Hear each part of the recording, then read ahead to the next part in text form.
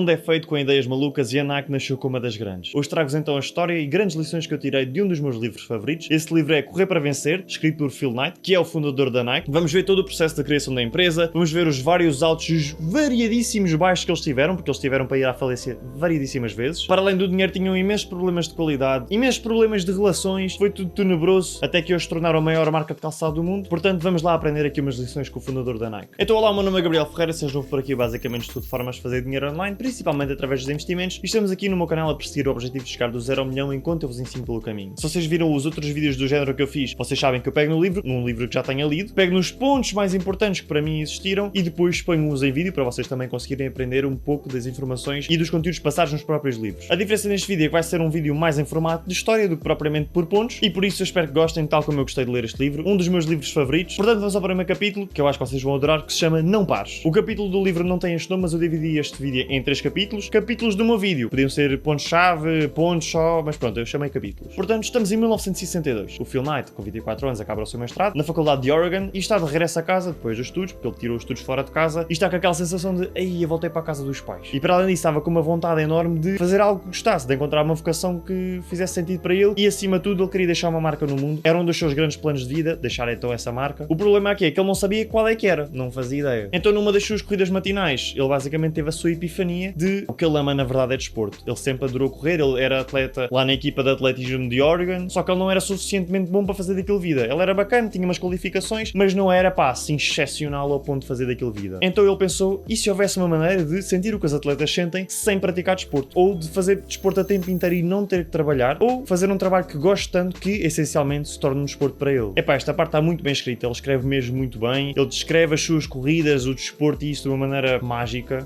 extraordinária, a olhos de alguém que tem mesmo uma paixão, e vocês conseguem perceber. Já agora, se vocês quiserem ter o livro de forma gratuita, vocês podem clicar no meu link do Audible aí em baixo, fazem uma conta e isso dá-vos a possibilidade de escolherem um livro à vossa escolha gratuito, e vocês podem escolher este livro, que em inglês se chama Shoe Dog, ou então conseguem encontrá-lo em qualquer livraria, na verdade. Ele refere também que com 24 anos ele tinha aquelas crises existenciais típicas da idade, não sabia o que fazer, não sabia quem era, não sabia o que queria, mas que havia uma coisa muito clara para ele, que era, ele tinha a certeza que o mundo era feito de ideias malucas. Toda a história e toda a evolução humana foi feita com ideias malucas. E se nós pensarmos em toda a tecnologia, os foguetões, mesmo antes a arquitetura que era precisa, os homens carregarem aquelas pedras gigantes para fazer as pirâmides, isso tudo são ideias malucas, e a história evoluiu com esta matemática e com essas pessoas a testar e a testar e a testar, muitas vezes até com a própria vida, e com isto tudo ele estabeleceu também a sua ideia maluca, que eu já vos vou dizer qual é, e prometeu-se a si próprio que ele não ia parar. Era a regra dele, e nem sequer ia pensar em parar até atingir o seu objetivo. Ele até dizia que isto era como uma corrida numa pista oval. Tu só paras quando queres, porque não há propriamente um início e um fim. Tu voltas sempre ao mesmo sítio e tu paras quando tu quiseres parar. Então o seu mote e o seu objetivo, e aquilo que ele diz ser o único conselho que nós devemos dar a alguém, é não pares. Então chegamos ao nosso capítulo 2, que é, vamos ver qual é que foi então a sua ideia maluca. Esta inspiração surgiu toda de um trabalho que ele fez na faculdade, de empreendedorismo. Ele até referiu que desde que fez esse trabalho, ele não conseguiu pensar noutra coisa no outro dia. Ele ficava obcecado e a pensar na ideia, e se fosse possível, e se fosse possível.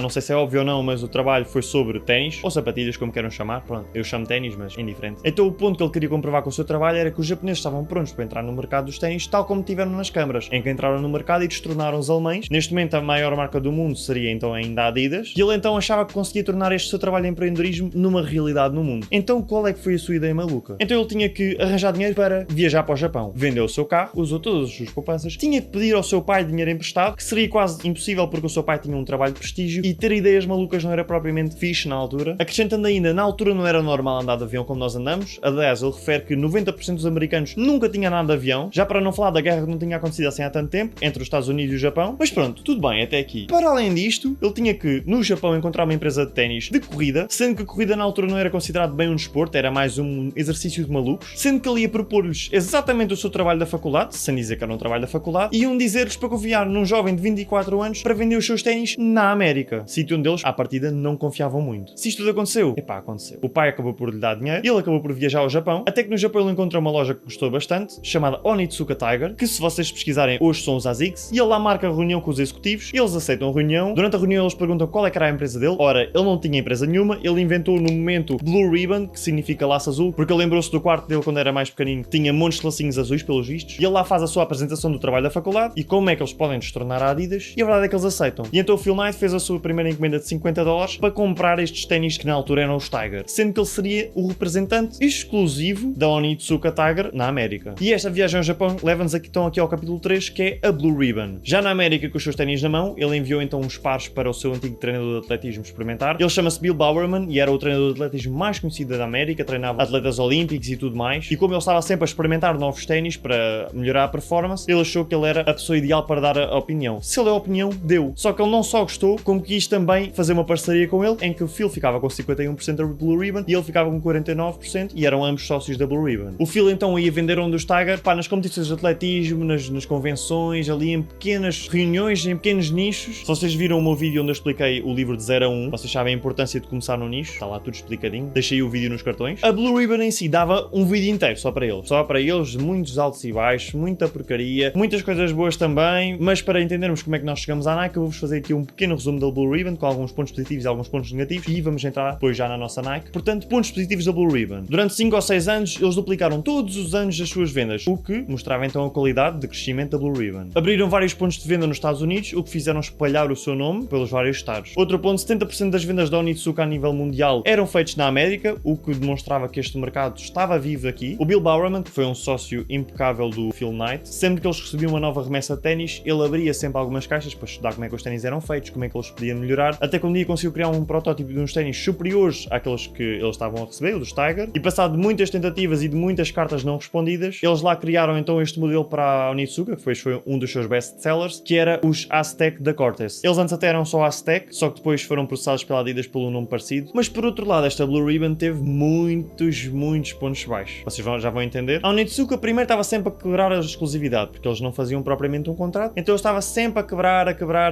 então o Phil tinha que estar sempre a ir até ao Japão, gastos de deslocação, de estadias lá, porque ele não ficava só um dia, ele ficava 1, 2, 3 semanas. Para além disto, eles chegaram ao ponto de estar a pedir milhões e milhões emprestados ao banco, e a Onitsuka estava sempre a atrasar no envio dos ténis, logo eles tinham sempre um prazo curto para proceder o empréstimo, e como eles nunca cumpriam bem, a relação da Blue Ribbon e com os bancos era completamente tremida. O Phil Knight, como não tirava um ordenado para si, porque achava que não valia a pena estar a mexer no dinheiro da empresa, visto que aquilo estava sempre ali no resvés, ele foi trabalhar como contabilista, não adorava, mas tinha que ser, e mais tarde foi trabalhar como professor universitário, onde conheceu uma aluna, que mais tarde veio a ser a sua mulher, e ele só ficou a full-time na Blue Ribbon, que ele precisava mesmo, quando atingiram os $300 mil anuais em vendas. Isto para vos demonstrar então a dificuldade e a perseverança e o acreditar no, pá, isto não vai ser para sempre, eu vou conseguir estar a full-time na Blue Ribbon, e lá conseguiu. E aqui um último ponto também negativo, já eles tinham um contrato com a Onitsuka, ou seja, contrato de 3 anos, e poucos meses depois eles descobriram que eles já estavam à procura de pessoas para os destituir. Ou seja, foram eles que criaram este nome todo à volta dos Onitsuka Tiger, foram eles que difundiram pela América e depois eles já estavam preparados para os atraiçoar pelas costas. Terminando então aqui a Blue Ribbon, nós iniciamos o nosso quarto capítulo e o que vocês querem mesmo saber, que é a criação da Nike. Sabendo eles que a Onitsuka estava pronta para os deixar, eles começaram à procura de um plano B. E o plano deles foi, epá, eles também nos limitam bué, vamos nós criar a nossa produção, os nossos ténis, a nossa marca. Eles então foram até ao México, encontraram uma fábrica onde a Adidas antes produzia ténis e mandaram fazer 3.000 chuteiras de futebol. Estas chuteiras especificamente não quebravam o contrato, porque o contrato era só para ténis de corrida, mas ainda assim eles não podiam vender pela Blue Ribbon, então tinham que criar um novo logo, um novo nome da empresa e começar a produção. Por curiosidade, a Nike teve vários nomes na mesa, sendo um deles Dimension 6, mas ninguém gostava muito deste nome, pois ainda havia Bengal e um dos favoritos do momento que era o Falcon. O Phil em si não gostava, o resto da equipa gostava mais ou menos, até que nos últimos momentos, antes de eles terem que dar o nome, um dos seus colegas da equipa disse que sonhou com o nome, que era Nike, a deusa da vitória, e o Phil não adorou, mas como já tinha alguma ligação com esse nome, ficou Nike, até por cumprir com as regras do marketing, nome pequeno, uma letra marcante, que é o K, Nike, que então lá ficou. Para o logo, eles basicamente pagaram $35 por um logo, ele também não adorou, foi só tipo um símbolozinho assim, mal ele imaginava que esse símbolo ia ser um dos símbolos mais conhecidos do mundo, uma das marcas mais conhecidas de sempre. Entretanto, eles receberam a remessa de ténis, só que no inverno as solas e tudo o que estava ligado a esses ténis começou a rachar, não aguentaram as temperaturas frias, tinham fraca qualidade. Entretanto, os bancos continuavam a chatear-se com a empresa Blue Ribbon e cortaram relações com eles tiveram depois de procurar novos investidores, isso foi tudo uma grande confusão, até que eles depois encontram uma nova fábrica e aí já enviaram tudo certinho, com o logo certo, com o nome certo, já com o branding da Nike. Os protótipos que eles viram e que receberam estavam bastante bons. Acrescentando ainda a isto, o Phil e o Bowerman sentaram-se os dois, decidiram que vão reinventar um pouco as solas dos ténis, que antes não eram quadriculadas, acho que eram todas mais ou menos com aquele desenho meio oval, há 50 anos que não mudavam, e eles criaram então as primeiras solas quadriculadas, esse design. O problema é que quando os ténis chegaram, eles vinham todos amachucados, dobrados, com pouca qualidade, só que as pessoas compraram na mesma, para surpresa deles, porque eles confiavam na marca Blue Ribbon, sim, que eles estavam a vender sem poderem pela Blue Ribbon. Com isto tudo, os problemas de qualidade continuam, e numa das visitas do representante da Onitsuka, ele descobre que escondido nos armazéns da Blue Ribbon, estes tais ténis Nike. Ora, a relação entre a Onitsuka e a Blue Ribbon terminou por violação de direitos, até porque o Phil mentiu-lhes e disse que isso era só uma ideia deles e que não estavam a vender, e depois eles descobriram que eles estavam efetivamente a vender. A empresa então neste momento desmotivou toda, exceto o Phil, que achava que este era o momento ideal para eles criarem a sua marca com o máximo de força possível. E a verdade é que nesta imagem que vocês estão aqui a ver, a partir do momento em que eles deixaram a Onitsuka, isto tudo disparou para cima, ou seja, a Nike efetivamente deu-lhes muito mais do que o que a Onitsuka estava a dar. Pouco tempo depois eles apostaram em vários atletas e várias equipas para utilizarem a Nike como patrocinadores, e a verdade é que eles conseguiram ganhar as competições e a Nike aqui começou a ganhar uma atração enorme. A Nike estava em todo o lado, tudo o que era vitória estava com os pés da Nike. O problema aqui é que nesse ano eles terminaram com 4,8 milhões de dólares em vendas e ainda assim terminaram com 60 mil dólares negativos. Tiveram mais prejuízo do que lucro. A chuva de problemas continuou. Eles de repente têm o processo por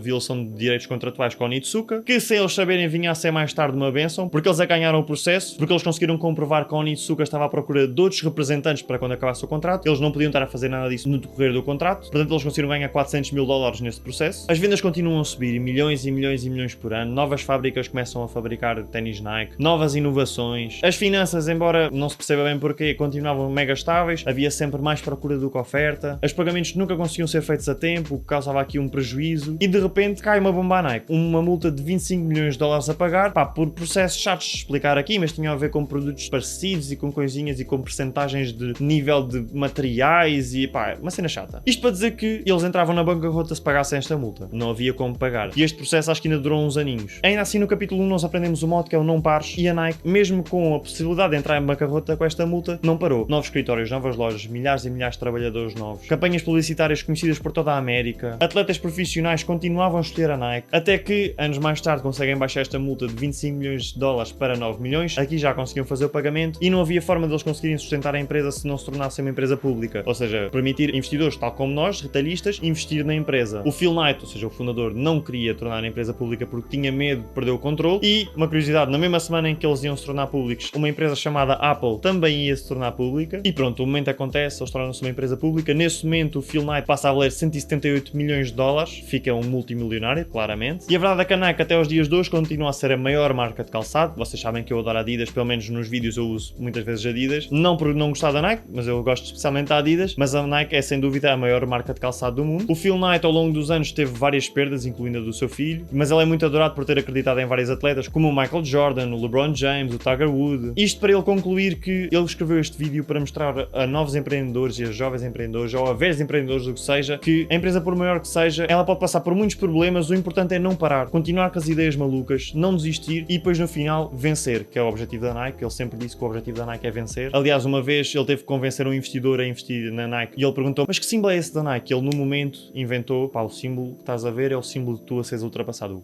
E esse era um pouco o modo da Nike: ultrapassa os outros, continua a vencer, e nem tudo é fácil. A verdade é que a Nike teve para fechar não sei quantas vezes, foi tudo um grande problema, mas no final ele lá conseguiu. Eu estou sempre a falar do Phil Knight, mas claro que isto é uma equipa enorme, né? Só que também estou aqui a fazer um vídeo resumo, não vou estar a resumir tudo. E já sabem, estes vídeos dão mesmo bué trabalho, principalmente estes em que eu tenho que estar a rever o livro todo, a ver os pontos todos, a resumir, a pôr em formato de vídeo. Se conseguirem perder um segundo a comentar o que acharam, ou só um emoji, a pôr um gosto, a partilhar com um amigo que acham que vai gostar do vídeo, eu agradeço-vos imenso. E malta, como sempre, muito obrigado por assistirem ao vídeo. Vemo-nos para a semana e tchau!